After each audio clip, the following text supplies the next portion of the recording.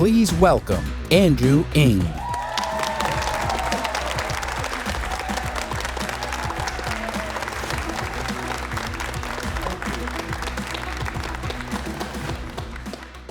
Thank you. It's such a good time to be a builder, so I'm excited to be back here at Snowflake Build.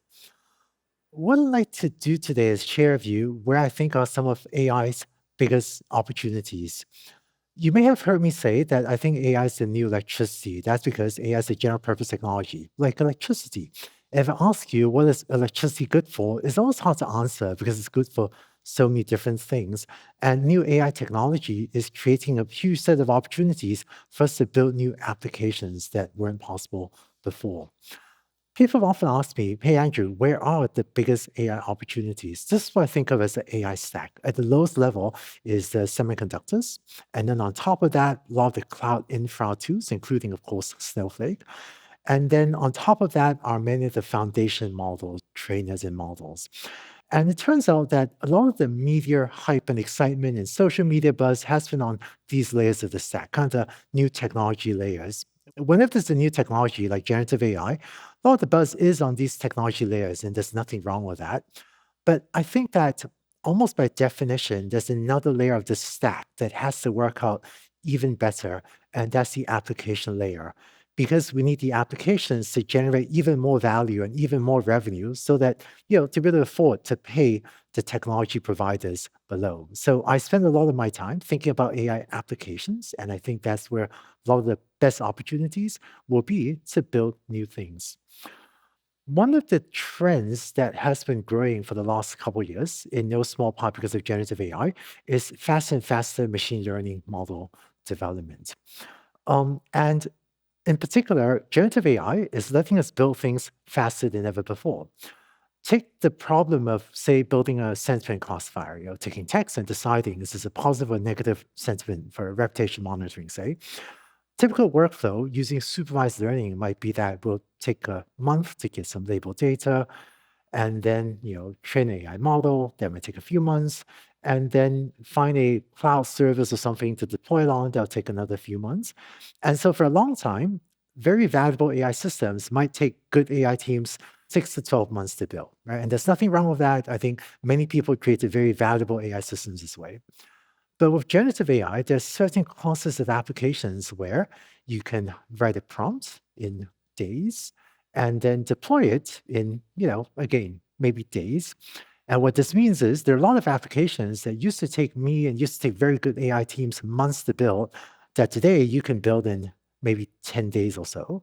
And this opens up the opportunity to experiment with, build new prototypes and ship new AI products. Certainly the prototyping aspect of it. And these are some of the consequences of this trend, which is fast experimentation is becoming a more promising path to invention. Previously, if it took 6 months to build something, then we better study it, make sure there's user demand, have product managers really look at it, document it, and then spend all that effort to build, and then hopefully it turns out to be worthwhile. But now, for fast-moving AI teams, I see a design pattern where you can say, you know what?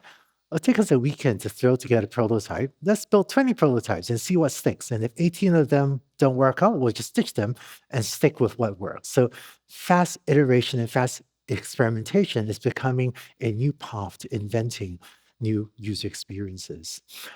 One interesting implication is that evaluations, or evals for short, are becoming a bigger bottleneck for how we build things. So it turns out back in supervised learning world, if you're collecting 10,000 data points anyway to train a model, then if you needed to collect an extra 1,000 data points for testing, it was fine. Whereas the extra 10% increase in costs.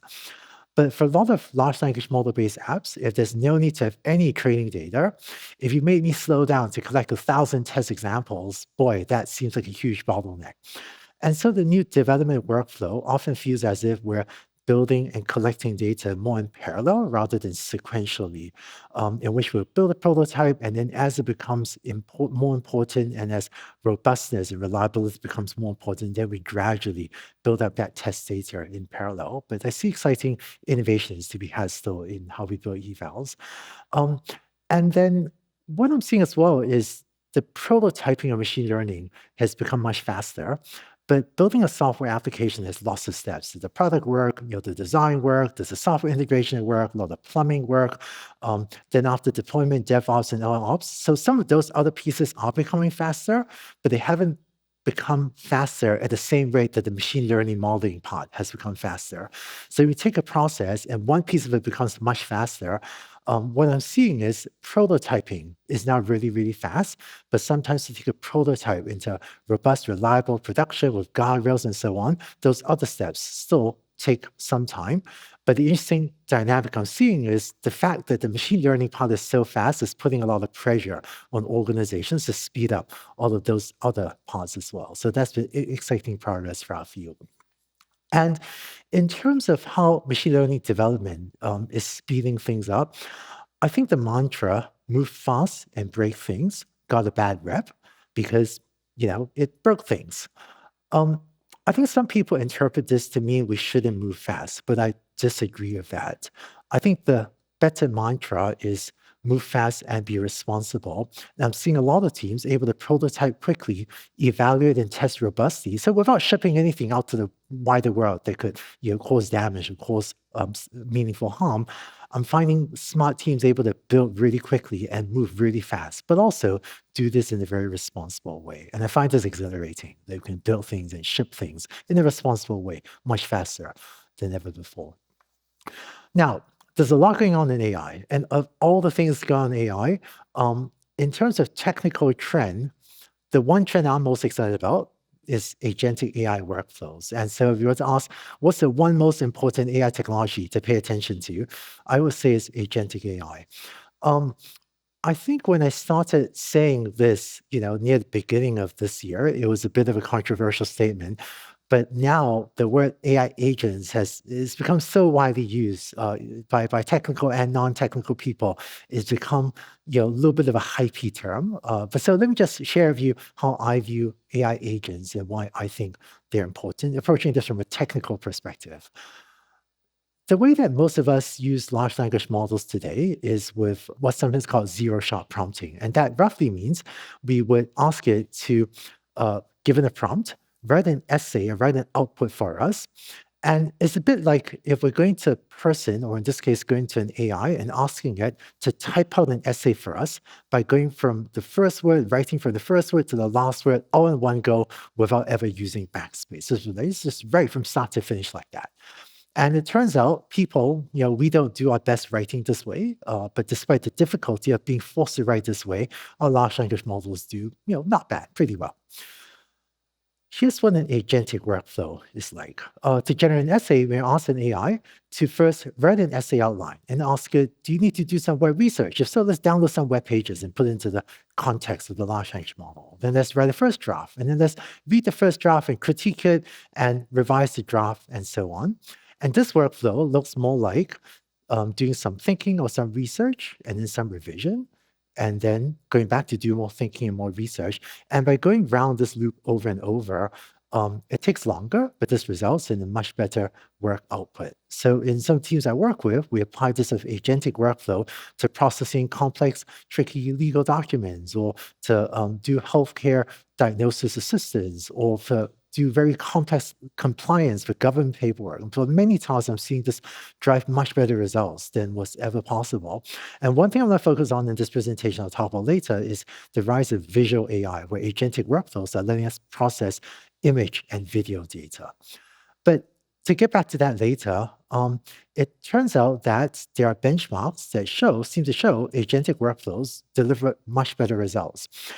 This is the human eval benchmark, which is a benchmark for OpenAI that measures large language models' ability to solve coding puzzles like this one. And my team collected some data. It turns out that on this benchmark, and it was Parser-K benchmark, Parser-K metric, GPT 3.5 got 48% right on this coding benchmark. GPT-4, huge improvement, 67%.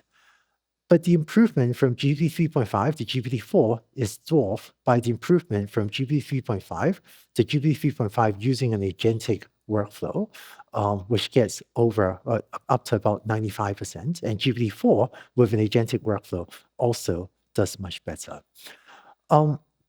And so it turns out that in the way builders build agentic reasoning or agentic workflows in their applications, there are, I want to say, four major design patterns, which are reflection, tool use, planning, and multi-agent collaboration. And to demystify agentic workflows a little bit, let me quickly step through what these workflows mean. And I find that agentic workflows sometimes seem a little bit mysterious until you actually read through the code for one or two of these and go, oh, that's it. That's really cool. But oh, that's all it takes. But let me just step through for concreteness what reflection with LLMs looks like. So I might start off prompting an LLM. There's a coder agent LLM. So maybe in a system message, tell your role is to be a coder and write code. So you can tell it, please write code for certain tasks, and the LLM may generate code. And then it turns out that you can construct a prompt that takes the code that was just generated and copy paste the code back into the prompt and ask it, here's some code intended for a task, examine this code and critique it, right? And it turns out if you prompt the same LM this way, it may sometimes find some problems with it or make some useful suggestions how to improve the code. Then you prompt the same LM with the feedback and ask it to improve the code, and we come up with a new version. And maybe foreshadowing to use. You can have the LM run some unit tests and give the feedback of the unit test back to the LM. Then that can be additional feedback to help it iterate further, to further improve the code.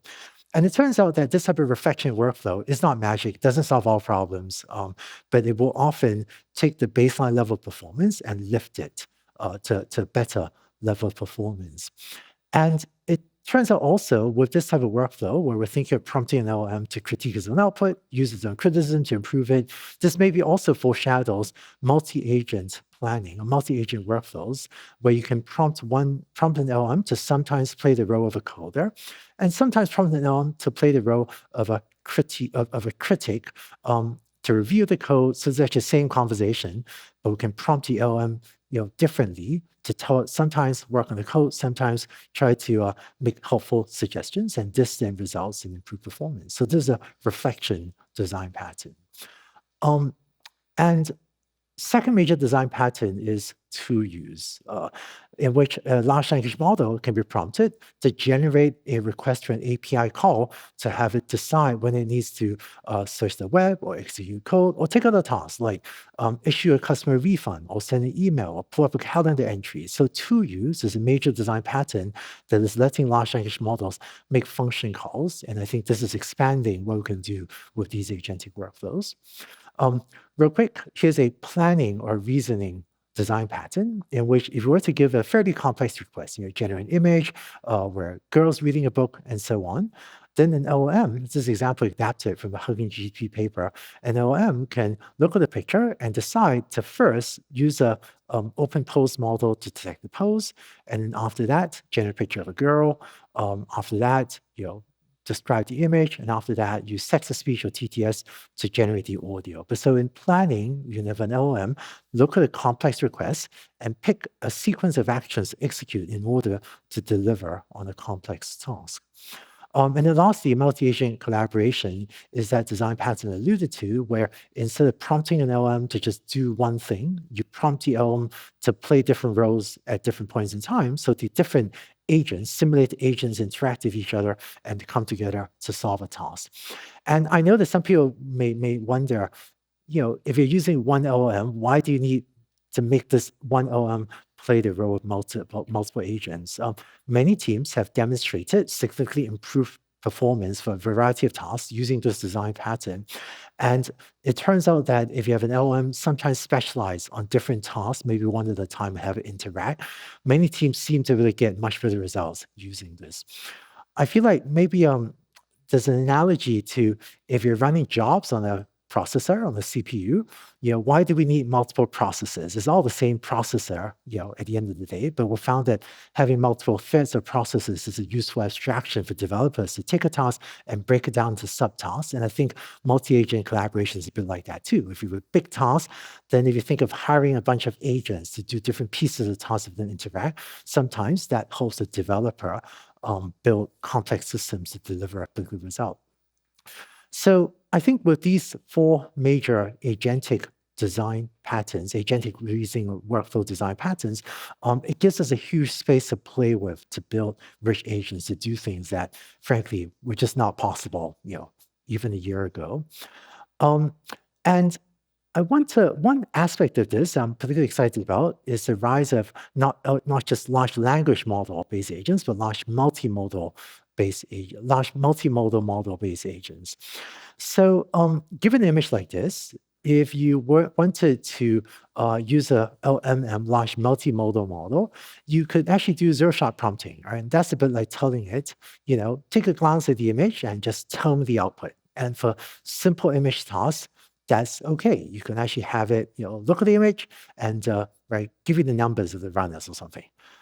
But it turns out, just as with large language model-based agents, large multimodal-based agents can do better with an iterative workflow where you can approach this problem step by step. So detect the faces, detect the numbers, put it together. And so with this more iterative workflow, you can actually get an agent to do some planning, testing, write code, plan, test, write code, and come up with a more complex plan as articulated as expressed in code to deliver on more complex tasks. So what I'd like to do is show you a demo of some work that Dan Maloney and I and the whole Landing AI team has been working on building agentic workflows for visual AI tasks. So if we switch to my laptop, let me have an image here of a soccer game or football game. And I'm going to say, let's see, counts the players in the field. Oh, and just for fun, if you're not sure how to prompt it, after uploading an image, this little light bulb here, gives some suggested prompts that you may ask for this. But let me run this. So count the players on the field. Right. And what this kicks off is a process that actually runs for a couple of minutes to think through how to write code in order to come up with a plan to give an accurate result for counting the number of players in the field. This is actually a little bit complex because you don't want the players in the background, just players in the field. I already ran this earlier, so let me just jump to the result. But it says the code has selected 7 players on the field, and I think that's actually right. 1, 2, 3, 4, 5, 6, 7. And if I were to zoom in to the model output, 1, 2, 3, 4, 5, 6, 7, I think that's actually right. And the part of the output of this is that it has also generated code that you can run over and over. Actually generated Python code that if you want, you can run over and over on a large collection of images. And I think this is exciting because there are a lot of companies and teams that actually have a lot of visual AI data, have a lot of images, have a lot of videos kind of stored somewhere. And until now, it's been really difficult to get value out of this data. So for a lot of the small teams or large businesses with a lot of visual data, visual AI capabilities like the Vision Agent lets you take all this data previously shoved somewhere in blob storage and get real value out of this. I think this is a big transformation for AI. Here's another example. This says given a video, split this another soccer game or football game. So given video, split the video clips of 5 seconds, find the clip where a goal is being scored, display a frame sensitive output. So ran this already because it takes a little bit of time to run. Then this will generate code, evaluate code for a while, and this is the output. And it says true 10:15. So it thinks there's a goal stored around here, around between the right. And there you go, that's the goal. And also, as instructed, extracted some of the frames associated with this. So really useful for processing video data. And maybe here's one last example of the Vision Agent, which is you can also ask it, write a program to split the input video into small video chunks every 6 seconds, describe each chunk, and then store the information in the pandas data frame along with clip name, start and end time, return the pandas data frame.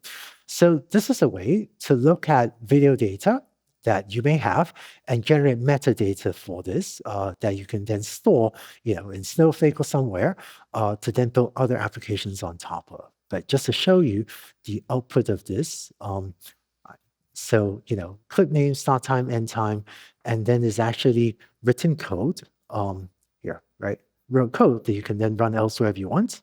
We put in a Streamlit app or something that you can then use to then write a lot of, text descriptions for this. Um, and using this capability of the vision agent to help write code, my team at Landing AI actually built this little demo app that uses code from the vision agent. So instead of us needing to write code, have the vision agent write the code to build this metadata, and then indexes a bunch of videos. So let's see, I was actually browsing. So skier airborne, right? I actually ran this earlier. Hope it works.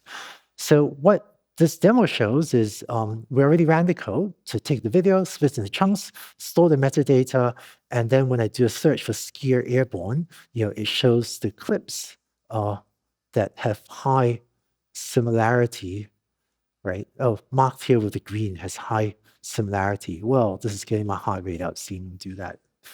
Here's another one. Whoa, all right. All right, and the green parts of the timeline show where the skier is airborne. Let's see, actually, gray wolf at night. I actually find it pretty fun, when you have a collection of video to index it and then just browse through, right? Oh, here's a gray wolf at night. And this timeline in green shows where the gray wolf at night is. And if I actually jump to a different part of the video, there's a bunch of other stuff as well, right? There's not a gray wolf at night. So I think that's pretty cool. Let's see, just one last example. So yeah, if I've actually been on the road a lot, but if you're searching for your luggage, this black luggage, right? But it turns out there's actually a lot of black luggage. So if you want your luggage, let's say black luggage with rainbow strap, because there's a lot of black luggage out there, then, there, right? Black luggage with rainbow strap. So a lot of fun things to do. And I think the nice thing about this is the work needed to build applications like this is lower than ever before. So let's go back to the slides. And in terms of AI opportunities, I spoke a bit about agentic workflows, and how that is changing the AI stack is as follows. It turns out that in addition to this stack that I show, there's actually a new emerging agentic orchestration layer, and there are orchestration layer like LangChain that have been around for a while that are also becoming increasingly agentic through LangGraph, for example. And this new agentic orchestration layer is also making it easier for developers to build applications on top. And I hope that Landing AI's vision agent is another contribution to this that makes it easier for you to build visual AI applications to process all this image and video data that possibly you had, but that was really hard to get value out of until more recently. So before I wrap, I want to share with you what I think are maybe 4 of the most important AI trends. There's a lot going on in AI. It's impossible to summarize everything in one slide. If you had to make me pick what's the one most important trend, I would say is agentic AI. But here are 4 other things I think are worth paying attention to. First, turns out agentic workflows need to read a lot of text or images and generate a lot of text. So we say that generates a lot of tokens, and there are exciting efforts to speed up token generation, including semiconductor work by Samanova, Cerebras, Brock, and others, and a lot of software and other types of hardware work as well. This will make agentic workflows work much better. Second trend I'm excited about. Today's large language models has started off being optimized to answer human questions and human-generated instructions. Things like, why did Shakespeare write Macbeth? Or explain why Shakespeare wrote Macbeth. These are the types of questions that large language models are often asked to answer on the internet. But agentic workflows call for other operations like tool use. So the fact that large language models are often now tuned explicitly to support tool use, or just a couple of weeks ago, Anthropic released a model that can support computer use. I think these exciting developments create a lot of lift, create a much higher ceiling for what we can now get agentic workloads to do. with large language models that are tuned not just to answer human queries, but to tune explicitly to fit into these iterative agentic workflows. Um, Third, data engineering's importance is rising, particularly with unstructured data. It turns out that a lot of the value of machine learning was with structured data, kind of tables of numbers. But with Gen AI, we're much better than ever before at processing text and images and video and maybe audio. And so the importance of data engineering is increasing in terms of how to manage your unstructured data and the metadata for that and the plumbing to get the unstructured data where it needs to go to create value. So that will be a major effort for a lot of large businesses. And then lastly, I think we've all seen that the text processing revolution has already arrived. The image processing revolution is in a slightly early phase, but it is coming. And as it comes, many people, many businesses will be able to get a lot more value out of the visual data than was possible ever before. And I'm excited because I think that will significantly increase the space of applications we can build as well. So just to wrap up, this is a great time to be a builder. Gen AI is letting us experiment faster than ever. Agentic AI is expanding the set of things that are now possible. And there are just so many new applications that we can now build in visual AI or not in visual AI that just weren't possible ever before. If you're interested in checking out the visual AI demos that I ran, please go to va.landing.ai. The exact demos that I ran, you better try out yourself online and get the code and run code yourself in your own applications. So with that, let me say thank you all very much. And please also join me in welcoming Elsa back onto the stage. Thank you.